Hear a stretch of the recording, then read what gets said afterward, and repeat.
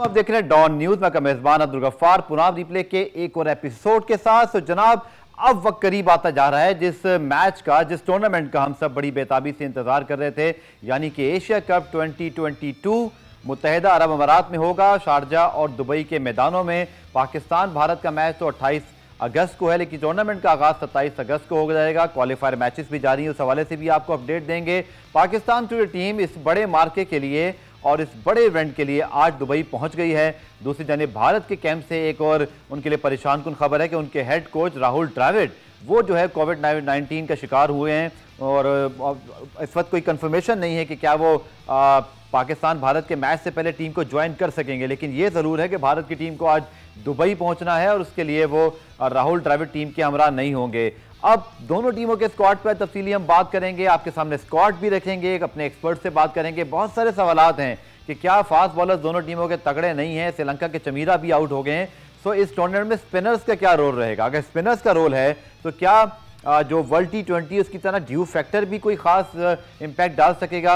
ये सारे सवालात जो आपके जहनों में हैं पाकिस्तान भारत के मैच के हवाले से, इसके साथ साथ एशिया कप के हवाले से अपने एक्सपर्ट के सामने रखेंगे। ये एशिया कप के हवाले से अपनी गुफ्तगू का आगाज़ करते हैं। हमारे साथ मौजूद हैं पाकिस्तान के साबिक रुकन सिलेक्शन कमेटी, पाकिस्तान के साबिक टेस्ट क्रिकेटर तौसीफ अहमद साहब। बहुत शुक्रिया तौसीफ भाई ज्वाइन करने के लिए, क्योंकि आप खुद सिलेक्टर रहे हैं। तो सबसे पहला सवाल तो ऑब्वियसली यही बनता है कि शाहीन शाह अफरीदी की रिप्लेसमेंट के तौर पर मोहम्मद हसनैन को टीम में शामिल किया गया। यकीनी तौर पर कोई भी नौजवान फास्ट बॉलर जो 150 प्लस बॉल कर सकता है वो बड़ा एसिड होता है। लेकिन सवालात ये उठ रहे हैं तौसीफ भाई, हम आपकी जानिब आ रहे हैं कि आपकी माहिराना राय लें कि भारत की बैटिंग लाइन को देखते हुए, यूए की कंडीशंस को देखते हुए, उनकी माजी में लेफ्ट आर्म पेसर के खिलाफ जो उनकी स्ट्रगल है, चाहे वो ट्रेंट बोल्ट हो या शाहीन शाह अफरीदी, हमारे पास कोई लेफ्ट आर्म फास्ट बॉलर नहीं है। क्या हसनैन एक अच्छी रिप्लेसमेंट है शाहीन शाह अफरीदी के तौर पर, और क्या उनके अलावा कोई चॉइस थी हमारे पास? देखिए, शॉर्ट फॉर्मेट के लिए तो मैं यही कह सकता हूँ कि यकीनी तौर पर वो इस वक्त हमसे थोड़ा सा ऊपर जरूर है, बिल्कुल है, 60-40 का है। बट आपने जहाँ तक इतने सारे सवाल किए उसमें राहुल द्रविड़ की अभी आप बात कर रहे थे, राहुल द्रविड़ शुक्र है बाहर हैं, तो उनसे इंडिया को कोई फर्क पड़ने वाला नहीं। दूसरी बात ये कि देखिए, रिप्लेसमेंट यस बिल्कुल, अब देखना है ये रिहैब के बाद जो है हसनैन की क्या पोजीशन है। नॉर्मली तो यही होता है, जब इस तरह का कुछ सिलसिला होता है फिर थोड़े सा भी एक्शन चेंज हो तो पेस में भी या तो बहुत तेज होने के चांसेस कम होते हैं, लेकिन पेस कम हो जाती है। जाहिर है कि वो फोर्स एक लगती है आपके शोल्डर और जो है आपके फिंगर्स की, उसमें प्रॉब्लम आती है, लाते हैं। अब देखना ये वहाँ खेल के आ रहे हैं, मगर वहाँ वो बहुत अच्छी कोई एक दो ही विकेटें उन्होंने ली। बहरहाल चेंज किया उन्होंने। आपने जहाँ तक बात की लेफ्ट आर्म फास्ट बॉलर की, यस उसमें तो हमने देखा है कि कोहली को तो खास तौर पर प्रॉब्लम होती है लेफ्ट आर्म फास्ट बॉलर पे। तो चॉइस अब जो थी उन्होंने सामने पे गटमट तो हो ही रहा है। बस आई होप अल्लाह करे हम देखिए ना, फिर वही जिक्र हम छिड़ते जाएंगे बार बार कि हम जो अनाउंसमेंट करते हैं। ये फॉर्मेट शॉर्ट है और इसमें मैं कह सकता हूं कि पाकिस्तान कुछ कर सकता है, कभी भी कुछ कर सकता है। बट स्क्वाड तो आपका वही है और आपकी मिडिल ऑर्डर हमेशा की तरह जो प्रॉब्लम होती है वो नजर आई हमें। लेकिन जाहिर आपने इफ्तिखार को डाल दिया, आपने एक आध और जो है उसको आसिफ अली को डाल दिया कि ऐसे टाइम में 4-6 छक्के मार देंगे। बट इट्स टफ टास्क है। सीनियर स्पोर्ट्स दली माजी भट्टी साहब ने भी हमें शो में ज्वाइन किया, उन्हें खुशामदीद कहते हैं। लेकिन इससे पहले तौसीफ भाई जो हमने हेडलाइन भी चली वो ये थी कि चूंकि हेड कोच हैं राहुल द्रविड़ और ये ऐसे हेड कोच हैं जो अपने NCA में काम करके खिलाड़ियों को अंडरस्टैंडिंग के साथ ग्रो करके उनके अंडर खिलाड़ी जो है वो आगे बढ़े हैं। उनकी अदम मौजूदगी अगर होती है पाकिस्तान भारत मैच में, या भारत उनके बगैर इस टूर्नामेंट में एंटर होता है, धरी बात है एक हेड कोच अच्छे प्लान्स बनाता है, रोहित शर्मा गो के बहुत अच्छे कप्तान भी हैं, कोई फर्क पड़ेगा उनकी गैर मौजूदगी से एज अ हेड कोच? कोई फर्क पड़ने वाला नहीं। वो बड़ा सेट कर दिया टीम उन्होंने, और एक टीम नहीं 2-3 टीमें उन्होंने सेट कर दी है।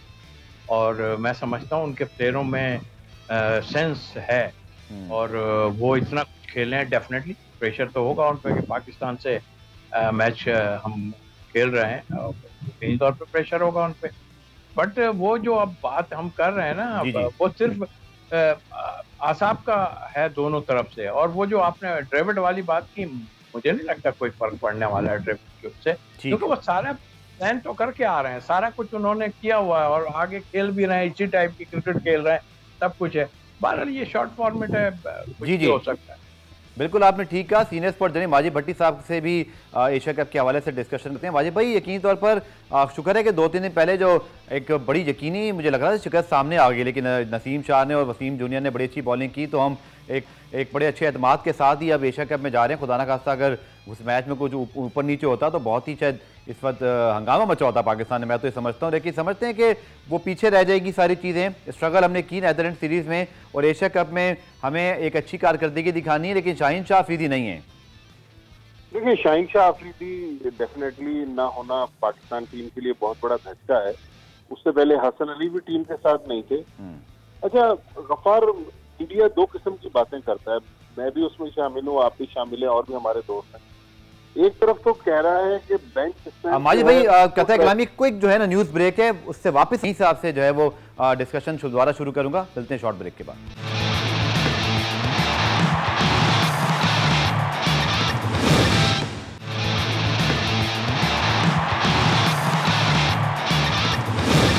न्यूज़ ब्रेक के बाद हम आपकी खिदमत में दोबारा हाजिर हैं और बात कर रहे हैं पाकिस्तान भारत के मैच की। दोनों स्क्वाड के हवाले से बात करते हैं। सीनियर स्पोर्ट जर्नलिस्ट माजिद भट्टी साहब भी हमें ज्वाइन करें तो फिर उनका पॉइंट भी कंप्लीट कर लेंगे, लेकिन अगर हम पहले पाकिस्तान के स्क्वाड को आपके सामने लेकर आएँ और फिर तौसीफ साहब का उस पर एक बिल्कुल तज्जिया हासिल करें, क्योंकि तौसीफ भाई ऐसा नहीं है कि हमारी 11 बिल्कुल क्लैरिटी के साथ हमारे सामने मौजूद है।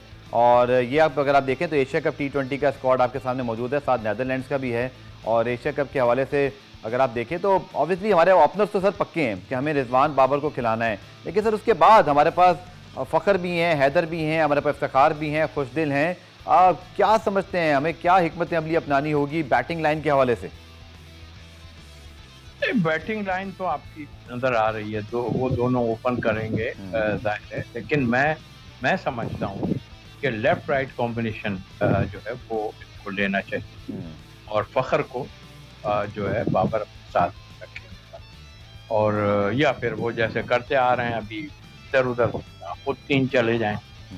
उसके बाद तो आपके सामने है जो भी आएंगे 4 पे आ जाएंगे, हो सकता है इफ्तिखार आ जाएं, और मतलब आई मीन के वो तो बैटिंग लाइन आपकी है नीचे है। ऊपर तीन जो है नंबर आपके हैं ना, वो बड़ी क्रूशल नंबर हैं आपके। तो सर फ़खर को आप नंबर 3 पे खिलाना चाहेंगे? नहीं, मैं उसको ओपन खिलाना चाहूँगा। मैं चाहूँगा, मैंने बताया कि राइट लेफ्ट कॉम्बिनेशन आप बनाइए, दोनों राइट ही ना बनाए। उनका एक खब्बा बॉलर भी आई थिंक है जो है, लेकिन बट आई थिंक मेरे हिसाब से एक लेफ्ट राइट कॉम्बिनेशन से बॉलर को प्रॉब्लम होती है, डेफिनेटली प्रॉब्लम होती है। तो उसके बाद जाहिर है मिडिल ऑर्डर में आपके पास 2-3 है वो प्लेयर हैं जो लंबा छक्के भी मारते हैं, लेकिन आपको अपना रन रेट को इम्प्रूव करना पड़ेगा। आपको पहले जो ओवर हैं उनको कैश करना ही पड़ेगा, चाहे कुछ भी हो आपको। तो उसमें फ़खर आई थिंक अगर कुर्बानी देते भी हैं उसकी कोई फर्क नहीं, वो उसने मार दिए, ऊपर से आपको रन बना के तेज दे दी, तो आपके लिए इजी हो जाएगा, फिर बात संभालते रहिएगा बाद में आप। ठीक है, माजिद भट्टी साहब भी हमारे साथ मौजूद है। माजिद भाई एशिया कप के हवाले से बात जरूर करेंगे, लेकिन मैं आपका तजज़िया जरूर चाहूँगा शाहीन शाह अफरीदी की इंजरी के हवाले से। 21 जुलाई को जो है वो प्रेस रिलीज आता है जी वो अनफिट हैं, और फिर वो कैरी रहते हैं, कैंप में अटेंड करते हैं, नीदरलैंड जाते हैं। हमारी प्रेस रिलीज में लिखा होता है कि वो तीसरा मैच खेल सकते हैं, कप्तान भी सोच रहे होते हैं, और अचानक फिर वो 6 हफ्ते के लिए बाहर होते हैं। 21 जुलाई से 20 अगस्त तक 29 दिन, क्या हम इंजरी को डायग्नोज नहीं कर सके? क्या हमें अंदाज़ा नहीं था कि शाहीन शाह अफरीदी किस खतरनाक इंजरी का सामना कर रहे हैं कि उनका वर्ल्ड कप तक डाउट नहीं पड़ सकता? ये 29 दिन ज़ाया किए हमने। देखिए गफ्फार, ये जो इस वक्त पाकिस्तान टीम के डॉक्टर हैं नजीब सुमरो, ये ऑस्ट्रेलिया से आए हैं और 2 साउथ अफ्रीकन फिजियो और ट्रेनर पाकिस्तान टीम के साथ हैं। अब इन्होंने चीजों को इतना ज्यादा खुफिया रखा हुआ है, वो जो फॉरेन टीमों का स्टाइल होता है उस तरह से कोई चीज शेयर तो कर नहीं रहे। लेकिन ये भी देखें, मीडिया पे बात हो रही है कि भाई अगर आपने रिचार्ज करवाना है तो फिर हाई परफॉर्मेंस सेंटर में करवाएं, वरना हाई परफॉर्मेंस सेंटर को बंद कर दें। टीमों के साथ आप क्यों को ट्रेवल करवा रहे हैं? लेकिन मेरे ख्याल में शाहीन शाह अफरीदी का ना होना बहुत बड़ा पाकिस्तान टीम के लिए धचका है। आपके इस शो में और बहुत सारे शोज में मैं भी ये बात बार बार कहता रहा कि इसका वर्कलोड मैनेज करें। और फाइनली वही हुआ कि जब उसको घुटने की गिरी हुई तो वो लंबा बाहर हो गया। तो हमने सुना है बड़े प्लेयरों से कि तौसीफ भाई ज्यादा बेहतर डिस्क्राइब करेंगे कि घुटने की गिरी फास्ट बॉलर की इतनी जल्दी हीलअप होती नहीं है। जी हाँ। तो अभी तो वो 6 हफ्ते की बात हो रही है, हो सकता है कि लंबा चले जाए। लेकिन ब्रेक पे जाने से पहले जो आपने बात की, मैं ये बात कह रहा हूँ कि जब हम कहते हैं कि बेंच स्टैंड को चेक करें तो टीम मैनेजमेंट ने जैसे एफर्ट की 4 प्लेयर्स को खिला दिया, लेकिन अब हमारे पास जाहिद महमूद की हम बहुत ज्यादा बात करते हैं। एक मैच से तो हम जज भी कर सकते हैं, लेकिन जाहिद महमूद भी हमें ऑफ कलर नजर आया। इस तरह हमने जो शाहनवाज धानी को मौका दिया, शाहनवाज धानी बेहतर थे। तो ओवरऑल पाकिस्तान टीम के जो 3 मेन प्लेयर थे वो ना होने से नेदरलैंड ने हमें बहुत टफ टाइम दिया। लेकिन बहरहाल टेस्ट प्लेइंग कंट्री है और हमारी टीम दुनिया की टॉप की टीम है, हमारे लिए कंसर्न की तो बात है। लेकिन जहाँ तक एशिया कप की बात है, देखिए छोटा फॉर्मेट है, इसमें कुछ भी हो सकता है। मैं तो ये कहूँगा तौसीफ भाई से बहुत ही अदब के साथ कि बाबर आजम और रिजवान को ओपन करने दे, 1 डाउन पर आने दे आप फखर जमान को, जो हमारे पास में प्रैक्टिस रही है। लेकिन असल जो स्लॉट्स हैं, चौथे 5वें नंबर पर कौन आएगा? इफ्तिखार आएंगे, हैदर अली आएंगे या शादाब खान को लाएंगे? क्योंकि यही वो पोजीशन है जहां पर अभी तक हम अनसर्टन है, हमें नहीं पता कि कौन प्लेयर किस पोजीशन पर खेलेगा। बिल्कुल आपने ठीक कहा। और तौसीफ भाई, मेरे ख्याल में माजिद भाई ने जो बात की, ऑब्वियसली आपको भी पता है कि टीम मैनेजमेंट ने, वो अभी कप्तान खुद माशाल्लाह पावरफुल कप्तान है, उन्होंने रिजवान और बाबर ने तो तने ओपन करना है, आपका तजवीज़ सामने आ गई, वो ठीक है। लेकिन जो होना है वो हमें पता है कि रिजवान बाबर ही ओपन करेंगे और फ़खर नंबर 3। लेकिन जो माजिद भाई ने सवाल किया वही मैं आपके पास लेके आ रहा हूँ। असल प्रॉब्लम सर हमारा मिड ऑर्डर है, क्योंकि इफ्तिखार भी नीदरलैंड्स पे नहीं थे, हैदर भी नहीं थे, इसी तरह आसिफ अली भी नहीं थे, आपके पास खुशदिल थे तो उनकी परफॉर्मेंस अच्छी नहीं थी। तो बहुत रॉ फ्रेजाइल किस्म का हमारा जो ऑर्डर है।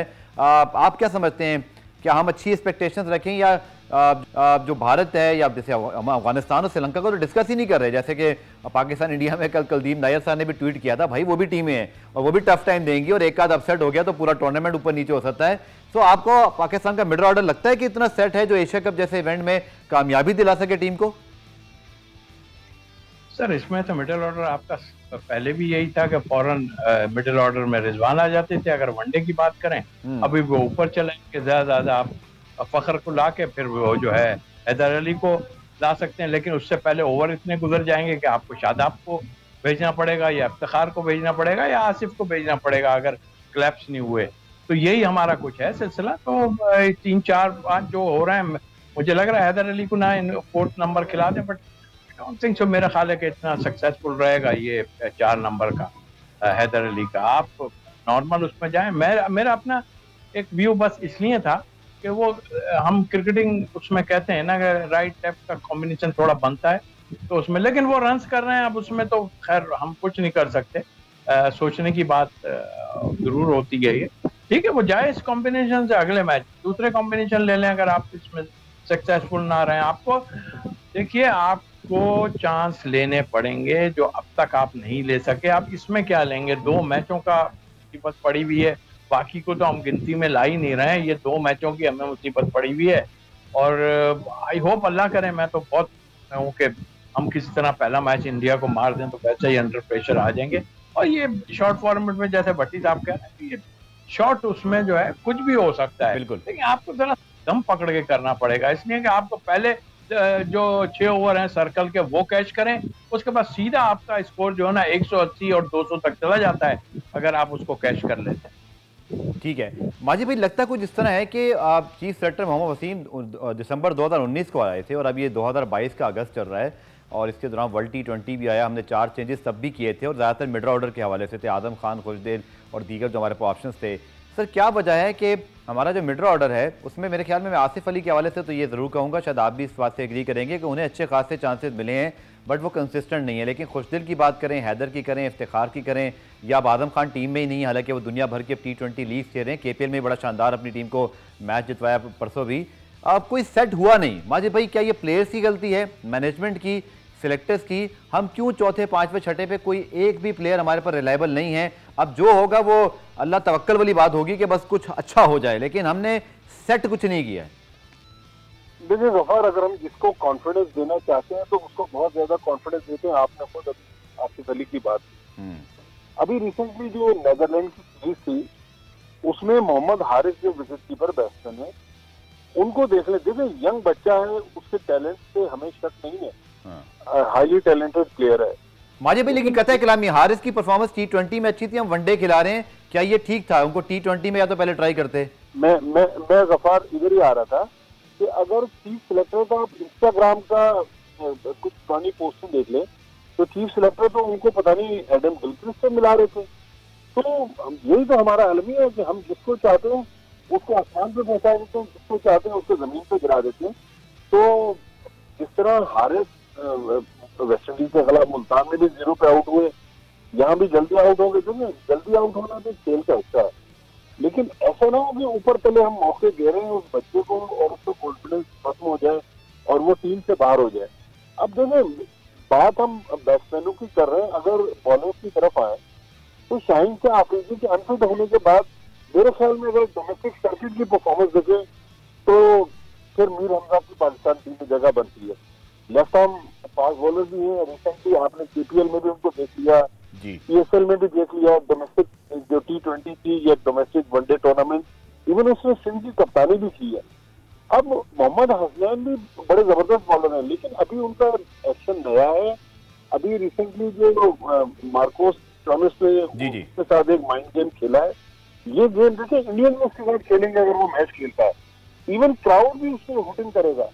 तो लिहाजा हमें अभी फौरी तौर पर मेरे ख्याल में जब तक उसका नया एक्शन पक्का ना हो जाता उसको एक्सपोज करना दानिशमंदी नहीं है। आपने मार्कस टॉइनिस की बात की, यकीनी तौर पर पाकिस्तान क्रिकेट बोर्ड पे ये भी सवाल उठा, हमें उस जो उनका एक्शन था उस पर क्या हमें कोई प्रोटेस्ट करना चाहिए था? इसको डिस्कस करते हैं माजिद भट्टी साहब और तौसीफ अहमद साहब से शॉर्ट कमर्शियल ब्रेक के बाद।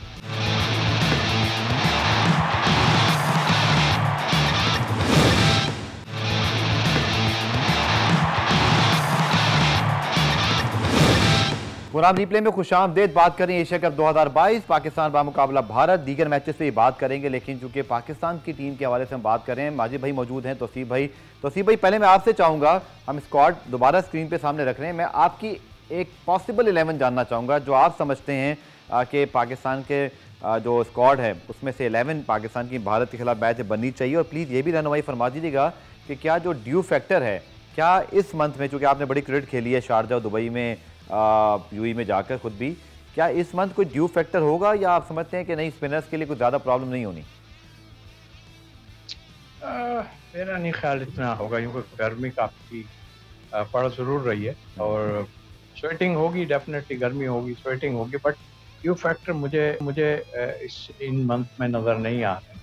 मैं एक चीज़ ज़रूर कहूँगा कि आपको जो है ना, खुश दिल को थोड़ा ऊपर ला के खिलाएं, ऊपर ला के खिलाएंगे। आई मीन के जैसे कि आप भेज देते हैं शादाब को, आप उसको उसकी जगह भेजें और उससे काम तो लें थोड़ा सा, कि वो जब जाता है तो उसको पता ही नहीं चलता, और जब वनडे में भी गया तो उसने इधर उधर चलाई और दायरे के आउट हो गया, पूरे प्रॉपर चांस नहीं दे रहे। तो आई थिंक मेरा ख्याल है कि कुछ दिल को ऊपर लेके आ जाएं। और चलिए सर, हमारे जो जानने वाले हैं, हमारे जो देखने वाले हैं, वो चाहते हैं कि आप एक पॉसिबल 11 बताएं। इस पर बड़ी बात हो रही है भाई, पाकिस्तान की 11 क्या हो सकती है? तौसीफ भाई, जो 11 आपके ख्याल में पहले मैच में खेलने चाहिए ऊपर से लेके 11वें नंबर तक। देखिए, बाबर और रिजवान तो ओपन हो, ठीक है, उसके बाद फखर आ गए। अब मैं चाह रहा हूँ, आप हैदर अली की भी हम सोच रहे हैं, लेकिन हैदर अली को ना करें, मैं तो कह रहा हूँ कुछ दिल को आप ऊपर लेके आए और फिर इफ्तिखार आ जाते हैं उसमें। फिर आप अगर देख लें तो 3 हमारे फास्ट बॉलर आ जाते हैं, शाहीन तो है नहीं, हारिस रऊफ है, नसीम शाह और वसीम जूनियर को खिलाएंगे, ये 3 पेसर मेरे हिसाब से निकले। फिर मोहम्मद नवाज आ जाते हैं, तो उस लिहाज से मैं देखता हूँ 11 ये इस तरह बन जाएंगे और दायरा खुशदिल आ जाएगा बीच में और इफ्तिखार अहमद आ जाएंगे। हैदर को ना खिलाएं तो इतना सच मुझे कोई फर्क नहीं पड़ने वाला, अगर खुशदिल को ऊपर ले आए तो ज़्यादा बेटर। तो सर शादाब खान ऑब्वियसली आपके 11 में रहेंगे ना? हाँ, शादाब है, 2-3 बॉलर, वो तो मैं मेन रख रहा हूँ उनको, तो 4 नंबर पे मैंने बताया ना, उनकी जगह जो ऊपर 5 पे आपके सारे मुझे नंबर समझा के 6ठे नंबर पे मेरे ख्याल में, चूंकि आपने चौथे पे कहा कि आप खिलाना चाहेंगे फिर खुशदिल को, उसके बाद फिर इफ्तिखार। छठे नंबर पे क्या शादाब नवाज में तो कोई ऑलराउंडर आ जाए, आप किसी स्पेशलिस्ट बैट्समैन को डालना चाहेंगे? नहीं, स्पेशलिस्ट नहीं आएंगे, फिर इतना टाइम हो जाएगा उसमें। शादाब, बल्कि शादाब तो फिर भी पहले आएंगे, जो बज़ाहिर मैं देख रहा हूँ सारी चीज़ें, और इतना कॉन्फिडेंस क्या मतलब, उन पे बहुत एतमाद है, जाहिर भी उन्होंने कर दी, तो वो शादाब को ही ऊपर लेकर। चलिए, ये तो सर आपकी 11 होगी तस्दीह वाली। माजी साहब बड़े जो है ना बाखबर रिपोर्टर हैं, इनको बड़ा पता होता है इन कि एक खाका हमारे ज़हन में भी है कि माजिद भाई आपको क्या लगता है टेंटेटिव 11 हमारी क्या हो सकती है? मेजॉरिटी डिसीजन खैर हमने 5वें छठे का ही लेना है, ये चौथे का जहाँ पे इफ्तिखार, हैदर और खुशदिल के दरमियान मुकाबला है, बाकी चीज़ें तो ऑलमोस्ट सॉर्टेड आउट ही लगती हैं।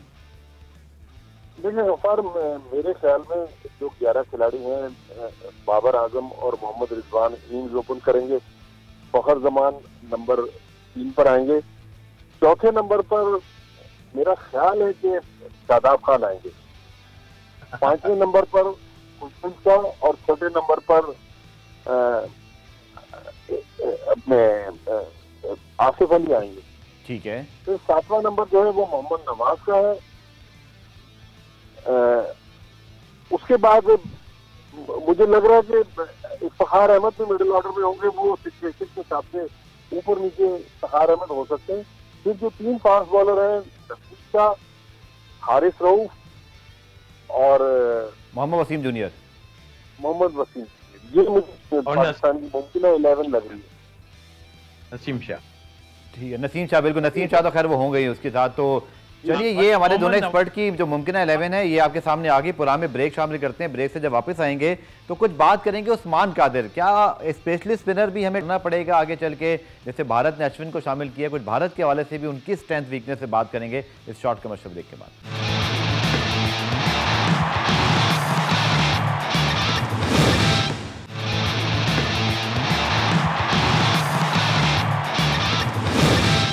प्रोग्राम के आखिरी से बात करते हैं पाकिस्तान बामुकाबला भारत मैच, लेकिन भारत यानी कि जो हमारा ओपोनेंट है उनकी टीम भी बड़ी तगड़ी है, उनको बहुत बड़ा लॉस हुआ। आपके सामने स्क्वाड मौजूद है, जसप्रीत बुमराह मौजूद नहीं होंगे, लेकिन इस बार कप्तानी करेंगे रोहित शर्मा। तो बात करते हैं तौसीफ साहब से। विराट कोहली के अंडर भारतीय टीम वर्ल्ड T20 पाकिस्तान से बुरी तरह हारी और उस हार के बाद बहुत कुछ तब्दील हुआ। विराट कोहली कप्तानी चली गई, उनकी प्लेस भी खतरे में है अब T20 के अंदर। क्या समझते हैं सर इस भारत की 11 के मुतालिक, क्योंकि बुमराह नहीं है लेकिन उसके बावजूद एक कल्चर डेवलप हुआ है कि बड़े कॉन्फिडेंटली खेलते हैं और जिसको चांस मिलता है वो रन्स करता है। जैसे शुभमन गिल ने अगेंस्ट जिम्बाब्वे सेंचुरी कर दी, गो कि क्लोज मैच वहाँ भी हुआ और जो भारत जिम्बाब्वे ने अच्छा खासा टफ टाइम दिया। बट आपकी क्या राय है, जसप्रीत बुमराह के ना होने से भारत को क्या फर्क पड़ सकता है? डेफिनेटली उनका की बॉलर है, अपनी जगह है वो बात है कि उन्होंने थोड़े अरसे में अपनी रिप्लेसमेंट बना लिए, जरूर फर्क पड़ेगा, थोड़ा जरूर पड़ेगा, तो उन्होंने अपनी रिप्लेसमेंट बना के बिठा भी ली, बल्कि ऐसा किया उन्होंने कि जिम्बाब्वे में कोई नई टीम उन्होंने ऑलमोस्ट भेज दी और जाके वो खेली। तो उन्होंने कोशिश की और मैं समझता हूँ कि उनके यहाँ कोहली या रोहित शर्मा, ये उनके यहाँ ये चक्कर नहीं है, अंदर होता हो मगर बज़ाहिर ऐसे नजर नहीं आता जो हमें नजर आती हैं चीजें। तो उनके यहाँ कोई कोहली उसकी कप्तानी में खेल रहा है, कोई ऐसा मुझे फर्क कोई नजर नहीं आ रहा और वो उसको कॉन्फिडेंस दे रहे हैं। इतनी देर होती तो मेरा ख्याल है हमारे यहाँ कोई होता तो वो अब तक घर तक पहुंच गया होता, और एक आदमी तो पहुंच ही गया है, सरफराज जिसका नाम। बिल्कुल आपने ठीक कहा। भारत का स्कोर दोबारा स्क्रीन पर लाते हैं, तौसीफ भाई अगर देखें तो आपने ठीक कहा कि एक तो विराट कोहली और रोहित शर्मा, लेकिन उसके बावजूद अगर आप देखें तो KL राहुल, इसी तरह उनके पास जो है श्रेयस अय्यर मौजूद हैं, ऋषभ पंत बहुत अच्छे प्लेयर बन के सामने आए हैं, लेकिन उन्होंने बुलाया है वापस अश्विन को। और आपने देखा कि T20 वर्ल्ड कप में एक एक्सपीरियंस स्पिनर की कमी थी, जडेजा तो मौजूद हैं बट अश्विन भी आए हैं। तो इस पर आपकी क्या राय है, क्या इससे भारत का अटैक मजबूत हुआ है या अश्विन, अगर आप समझते हैं कि कुछ अरसे इतना कंसिस्टेंट नहीं खेले वो T20 में, वर्ल्ड कप में भी नहीं थे, इसका क्या मतलब है जो उनको वापस लाए गए? बिल्कुल वो प्लान के हिसाब से चल रहे हैं, एक्सपीरियंस को देख रहे हैं, एक एक्सपीरियंस जो है उसको हमें कहाँ इस्तेमाल करना है, तो वो उस तरह लेके चल रहे हैं ना। वो तो अपना प्लान पूरा बना के बैठे हुए हैं कि हमें क्या करना है। इसीलिए वो अश्विन एक एक्सपीरियंस बॉलर है और जब आता है वो परफॉर्म कर देता है इसमें, तो वक्त के हिसाब से वो उसको लेके आए अंदर। होगा तो मुझे तो लगता है कि अगर ऐसा होगा तो पाकिस्तान के खिलाफ में भी वो 11 के 11 की टीम में भी होगा, तो वो एक प्लान लेके चल रहे हैं और उस पर सारी टीम खेल रही है। बिल्कुल, भुवनेश्वर कुमार, अर्शदीप, उनके पास बाकी स्पेस ऑप्शन मौजूद है, लेकिन ज़्यादातर स्पेशलिस्ट स्पिनर्स मौजूद हैं। आखिर में तो सी भाई, क्या समझते हैं शाहीन की अदम मौजूदगी, बुमराह की अदम मौजूदगी, पाकिस्तान इंडिया मैच के हवाले से अगर मैं अभी आपसे पूछूं, अभी तो खैर मुझे लगता है आगे काफ़ी दिन बाकी हैं, कुछ तस्वीर आगे पीछे भी हो सकते हैं, कि अभी जब आपसे मैं पूछ रहा हूँ, आप दोनों टीमों के चांसेस को कहाँ रेट करेंगे? 50-50 कहेंगे या कहीं पलड़ा भारी है? 60-40 है एक्चुअल, और ये आसाब का खेल है। 60 किधर? 60 इंडिया की तरफ मैं जा रहा हूँ। वजह सर, वजह क्योंकि मैं और उनकी टीम को बैलेंस मैं देख रहा हूँ ना, कि उनका बैलेंस क्या है, और उनके मिडिल ऑर्डर भी है, उनके पास स्पिन अटैक भी है, उनके पास पेस अटैक भी है, बुमराह के जाने के बाद भी उनके पास है, और कुछ ऑलराउंडर ऐसे हैं उनके जो बीच में आन के जो है वो गेम को चेंज कर देते हैं, तो उस लिहाज से कह रहा हूँ। लेकिन फिर भी ये फॉर्मेट ऐसा है और आसाब का खेल है। इस आसाब के खेल को हम दरअसल जब हम भी खेलते थे तो सारी हमारी जो एनर्जी है ना, वो इन्हीं के खिलाफ लगती थी। तो हम इस वक्त हम हैं गो के हम जो है ऑन पेपर हल्के नजर आ जरूर रहे हैं, बट नेवर नो। मैं तो कहता हूँ अभी भी कि वो खुद हमसे घबराए हुए होंगे। आपको जो है ना दिल से और बड़ी जान से जान लगा के खेलना पड़ेगी, और इंशाल्लाह उनको हरा सकते हैं। चलिए, आपने बिल्कुल ठीक कहा। शाहीन शाह अफरीदी होते तो शायद हम 50-50 होते हैं, तो ये शाहीन शाह अफरीदी का इम्पैक्ट है, इसलिए उनकी इंजरी के हवाले से हम बार बार कह रहे हैं कि थोड़ा बेहतर इसको मैनेज करते हैं तो हमें शायद ना पड़ता। हम शाहीन को बॉलिंग करता हुआ भी देखते हैं। पुनाम रिप्ले आज देखने का शुक्रिया। कल दोबारा से मुलाकात होगी, तब तक के लिए अल्लाह हाफिज़।